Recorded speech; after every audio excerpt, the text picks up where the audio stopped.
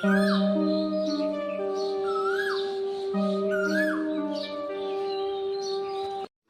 গো, তুমি কি কাজে যাচ্ছ? শোনো, আমার কিন্তু কিছু টাকা লাগবে, যেভাবেই হোক টাকাগুলো কিন্তু দিয়ে যাবে, বুঝতে পারলে? কেন এই অভাবের সংসারে তুমি আবার টাকা চাচ্ছ কেন? তুমি তো জানোই আমার কাজের যে অবস্থা, ঠিকমতো বেতন পাই না, তারপরে আবার তোমাকে টাকা দিয়ে যাব কোত্থেকে আমি? অত শত আমি বুঝি না বাপু। আমি টাকা চেয়েছি, তুমি আমাকে টাকা দিয়ে যাবে। টাকা না দিলে কিন্তু খবর আছে, এই সংসারে আমি আগুন জ্বালিয়ে দিব। শুধু অভাব আর অভাব, এত অভাব আমার আর ভালো লাগে না। এসব তুমি কি বলছো? ওখানে আমার মা এবং সন্তান দাঁড়িয়ে আছে, তাদের সামনে তুমি যদি এমন ঝগড়া করো তাহলে ওরা কি মনে করবে বলো? তুমি তো সব কিছুই জানো, তারপরেও কেন এমন করছো আমার সাথে? ধুর, আমার আর এসব একটু ভালো লাগে না। শুধু অভাব আর অভাব, আর এদিকে খেটে খেটে আমি মরে যাচ্ছি। মা, সবই তো দেখতে পাচ্ছ, এখন আমি কি করব? শুধু তোমার জন্যই আমি চুপ করে থাকি। তুমি সব সময় আমাকে বলো কিছু বলিস না বাবা, কিছু বলিস না। এখন তুমিই বলো আমি কি করব। দেখ বাবা, বৌমা অল্প বয়সের মানুষ, তাই ও এরকম ভুল করে ফেলে। তাই বলে কি আমরাও এরকম করবো ওর সাথে? ঠিক আছে, তোমরা যা ভালো মনে করো তাই করো, আমি তাহলে কাজে যাই, তোমরা থাকো।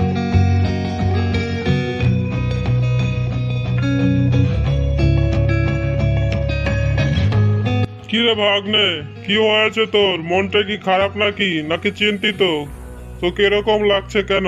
আর বলো না মামা, প্রতিদিনকার এই অশান্তি আমার আর ভালো লাগে না।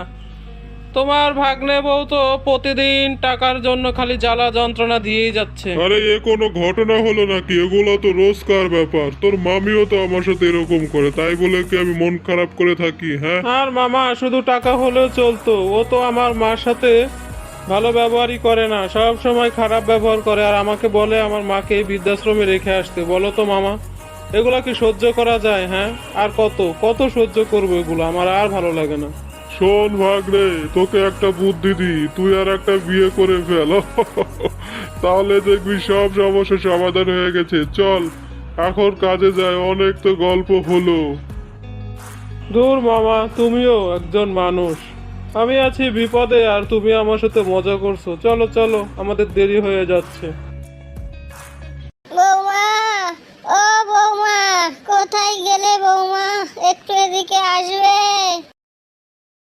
ধুর ধুর ধুর, এই বুড়িটার জ্বালায় একটু শুয়েও শান্তি নেই। কি হয়েছে বলুন? আপনার জন্য তো একটু শুয়েও শান্তি নেই আমার। এত ষাঁড়ের মতো চেঁচাচ্ছেন কেন? বলুন কি হয়েছে? মানে আসলে বৌমা, আমার খুব খিদে লেগেছে, তাই তোমাকে ডাকছিলাম। তুমি আমাকে কিছু খেতে দিবে? সারা দিন শুধু খাই আর খাই। মুরব্বী মানুষ, এত কিসের খাওয়া বাপু? হ্যাঁ, আর খিদে লেগেছে আমাকে ডাকছেন কেন? যান না রান্নাঘরে যেয়ে খেয়ে নিন, তাহলেই তো হয়। আমাকে ডাকার কি হয়েছে? ঠিক আছে বৌমা, আমার অনেক বড় ভুল হয়ে গেছে। আমি আর কখনো তোমাকে ডাকবো না মা। তুমি যাও, যে ঘুমাও। হায় রে পোড়া কপাল আমার! কি মেয়ের সাথে আমি আমার ছেলেকে বিয়ে দিলাম, আমার ছেলেটা জ্বলে পুড়ে শেষ হয়ে গেল। দাদু ভাই, আজকে স্কুলে সারাদিন কি করলে তুমি? কি পড়লে? শোনো, খুব মন দিয়ে পড়বে।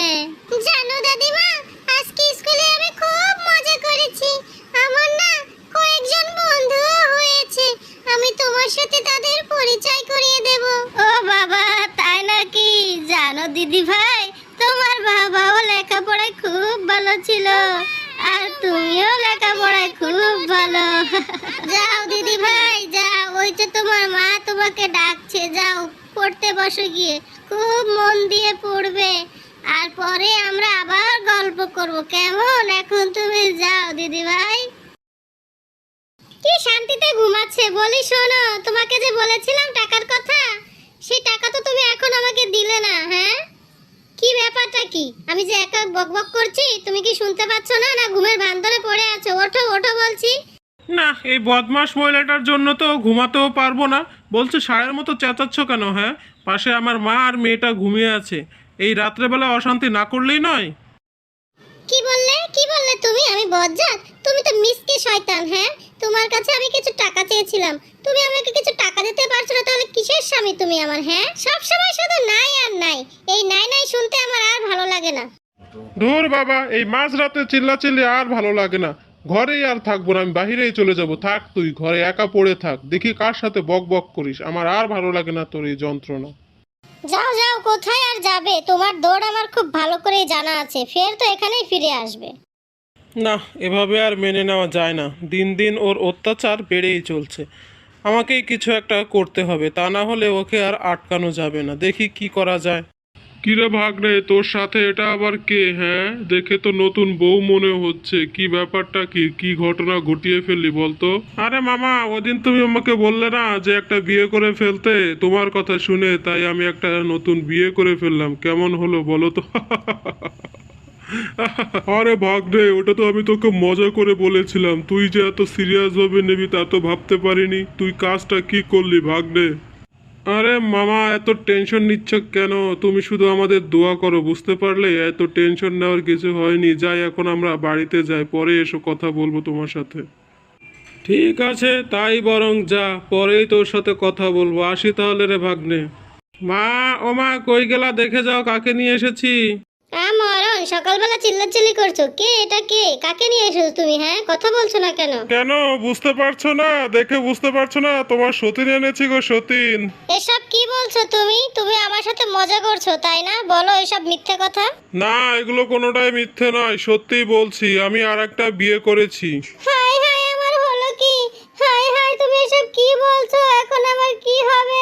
আমার মেয়ের কি হবে? তুমি আমার সাথে এটা কেমন করে করলে? কেন, এত বছর ধরে তুমি আমার সাথে যা করেছো তার উপহার স্বরূপ তোমার সতীন আমি তোমাকে এনে দিলাম, বুঝতে পেরেছো? ও মা গো, কি সর্বনাশ হলো মা! শিগগিরই আসেন, দেখে যান আমার কি সর্বনাশ হলো মা! কি ব্যাপার বৌমা? কি হয়েছে? তুমি এরকম ভাবে কান্না করছো কেন? হ্যাঁ, কি হয়েছে বৌমা? কি হয়েছে? থামো, তুমি থামো, আর কান্না করো না, আমাকে সবকিছু খুলে বলো বৌমা। কি করবো মা? কান্না করবো না। দেখেন, আপনার ছেলে আর একটা বিয়ে করেছে। এখন আমাদের কি হবে? কি হবে মা, আপনি বলে দিন।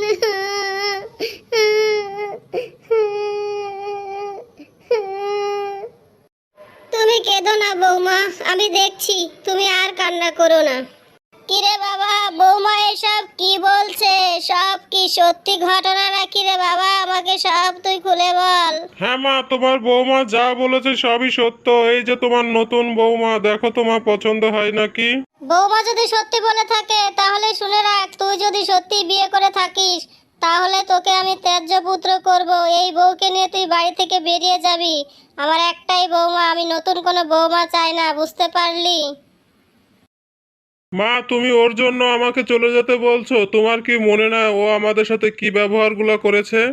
থাক বাবা, ও যাই করে থাকুক, ও বাচ্চা মানুষ, আমি ওসব কিছুই মনে করি না। কিন্তু তুমি কাজটা ঠিক করনি। যাও, এই মেয়েকে তুমি যেখান থেকে এনেছো ফিরিয়ে দিয়ে আসো, যাও বলছি।